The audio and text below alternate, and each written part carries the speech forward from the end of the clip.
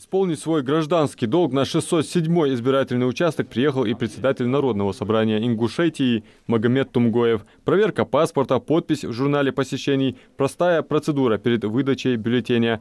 И путь к тайной кабине для голосования открыт. Выбор сделан, и бюллетень опускается в урну. Сегодня в нашей стране в целом, и в том числе в нашей республике, происходят очень важные события для нас всех и для каждого. Дело в том, что от сегодняшнего выбора зависит дальнейшее наше развитие страны.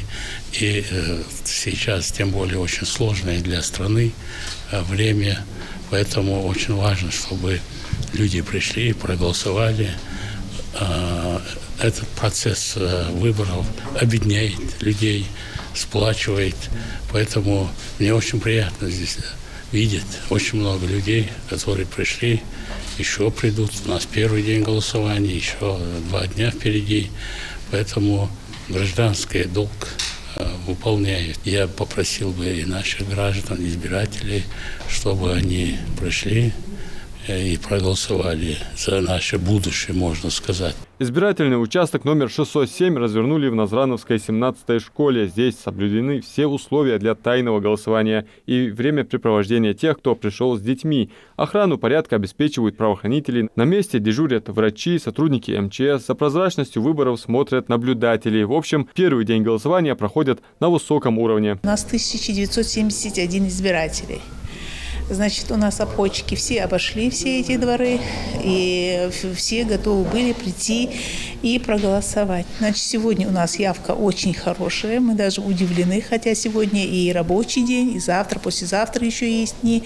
У нас это идет очень даже хорошо, этот процесс. На избирательном участке номер 622 проявить свою гражданскую инициативу пришли мэр и сотрудники Назрановской администрации. Процедура повторяется, и бюллетени с галочками опускаются в ящик. Как мы все понимаем, у нас в стране и в частности в республике одно из самых важных событий, мне кажется, самое важное событие в жизни страны, в том числе и в республике. Каждый должен понимать, в какой период мы находимся, за что мы голосуем. Я тоже пришел на участок, исполнил, как вы сказали, гражданский долг, проголосовал за будущее страны, за благополучие нашей республики и за процветание нашего города Назрань. И призываю всех прийти эти 3 дня и проголосовать. За УИКом номер 622, расположенном в 15-й школе, зарегистрировано более 1200 избирателей. В основном это жители улиц Новая, Парагульгова, Хадзиева и Годоборшева. Явка, со слов председателя избирательного участка, в первый день голосования хорошая. Пункт открылся вовремя, рабочие все были на месте. Учитывали все обстоятельства. Это и комната матери и ребенка, и комната отдыха. Предоставили нужные необходимые меры для избирателей с ограниченными возможностями. Подготовлена комната для разговения, столовая работает.